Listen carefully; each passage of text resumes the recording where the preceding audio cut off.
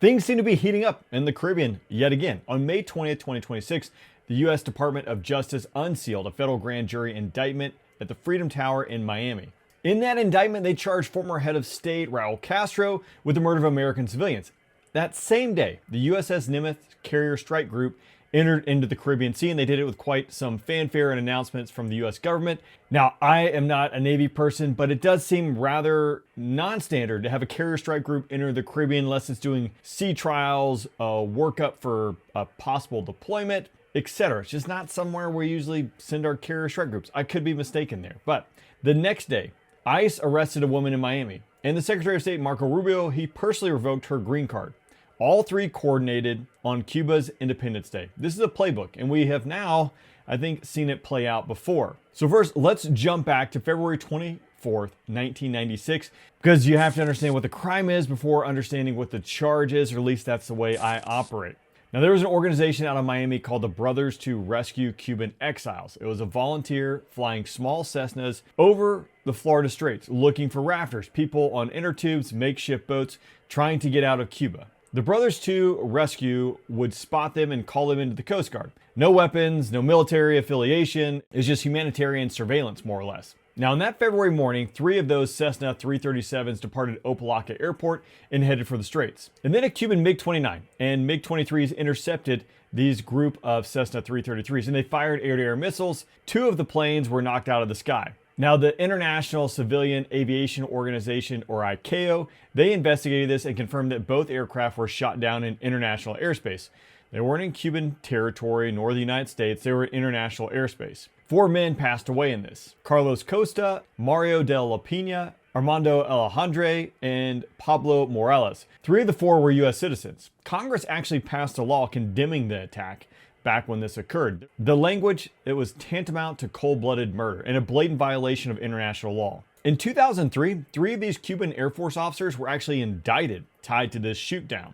But the men who ordered it were not. Now, Acting Attorney General Todd Blanche is standing at the same Freedom Tower, and the symbolism of that location, I definitely think is deliberate. That building was the processing center for Cuban exiles, unsealing 7 federal counts against Raul Castro, who is 94 years old, 1 count of conspiracy to kill U.S. nationals, 4 counts of murder, 2 counts of destruction of aircraft, which I didn't know that was a thing, but I guess it does make sense. Naturally, if he was somehow convicted of all of these crimes, he would spend the rest of his days in prison. There's obviously a few things that have to happen before we get to that point. So the day before this indictment was unsealed, the National Security Archive released newly declassified records showing Clinton White House officials were warned a shootdown was coming a month in advance. They tried to get the brothers to the rescue to stand down. The mission went ahead anyway. Now, inside that indictment, it kind of explains why. Cuban intelligence agents, known as the WASP network, had infiltrated the Brothers to the Rescue for months. They were feeding real-time intelligence to Havana. The Cuban military knew which planes were flying, and according to the indictment, they made a deliberate decision to take these actions. Now, Acting Attorney General Blanche at the announcement said, "If you kill Americans, we will pursue you. No matter who you are, no matter what title you hold, and in this case, no matter how much time has passed." So again, that same day as the indictment's unsealed, SOUTHCOM, United States Southern Command, posts "Welcome to the Caribbean, Nimitz Strike Group." So obviously, again, this is not done in secret.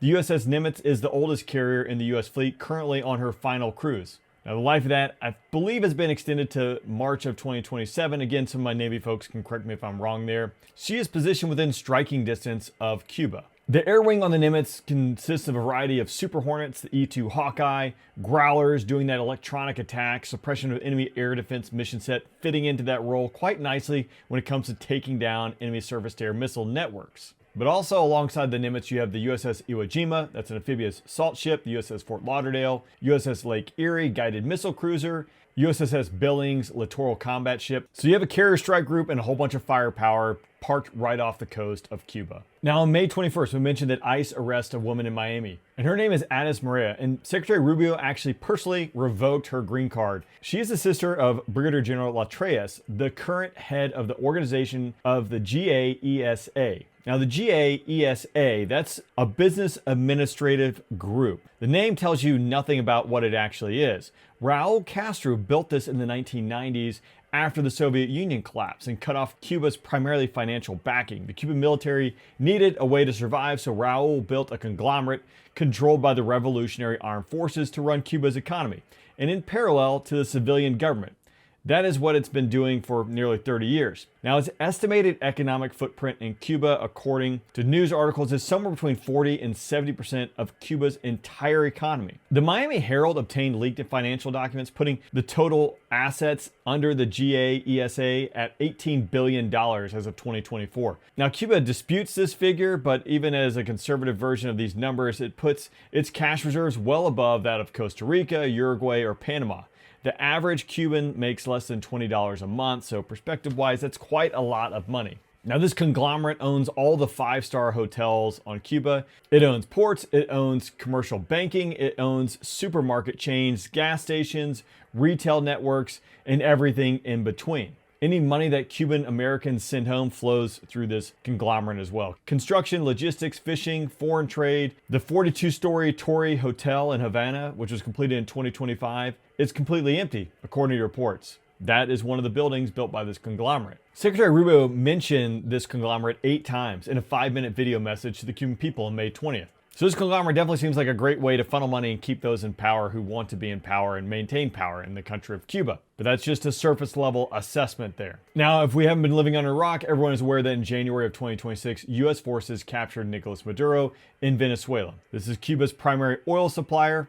Gone. Around 50 Cuban soldiers were reportedly killed in that operation. Those were the soldiers that supposedly were protecting Maduro, that were in his compound, and that ultimately lost their lives. And there are pictures of them being flown back home in small boxes. Cuba's government publicly called it a blueprint and a warning. Trump has now stated in March, he said, regime change in Cuba is a question of time. We also had the CIA visiting Cuba this week, and apparently in his entourage was one of the individuals who was boots on the ground in Venezuela. That's according to social media, but nonetheless, there's a lot happening around Cuba and U.S. relations right now. So if we look at the sequence of events with Venezuela, we have oil sanctions, we have an embargo tightening, we have an oil blockade, we have their supply chain that was severed, if not completely clamped down. Then Maduro was indicted for drug trafficking. Now, if we pivot to Cuba, we have Raul Castro, who's been indicted for murder. With Venezuela, we saw naval assets deploying to the Caribbean and building up, starting to strike drug boats. Now, with Cuba, we have the USS Nimitz carrier strike group that is positioned more or less off the coast. With Venezuela, we had the people versus Maduro. And now with Cuba, we had the people versus GAESA, that conglomerate that has all the money. Secretary Rubio framed it and stated it repeatedly. With Venezuela, we obviously have Maduro, who was captured with Operation Absolute Resolve in January 2026. Cuba's outcome column is still open, though. There are things that complicate this picture.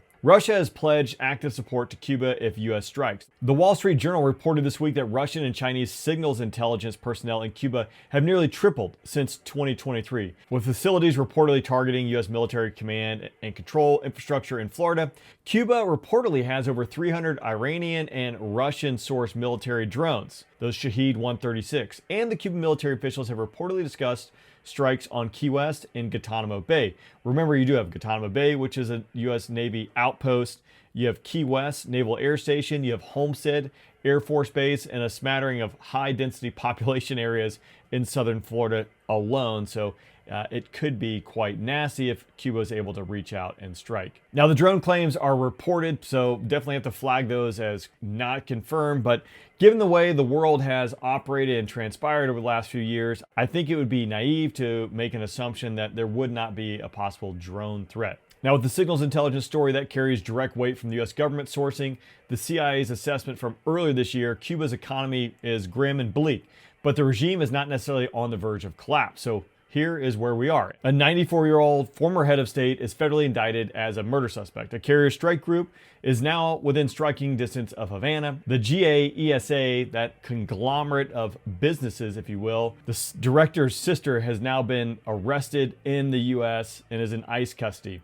We have Russia and China that are running SIGINT operations in Florida and off the Florida coast. So where does this go? I would be curious to get your read down below. If you find this useful, make sure you check out our free newsletter as well. Make sure you subscribe to the channel so you don't miss anything else from the Afterburn Defense, and we'll see you next time.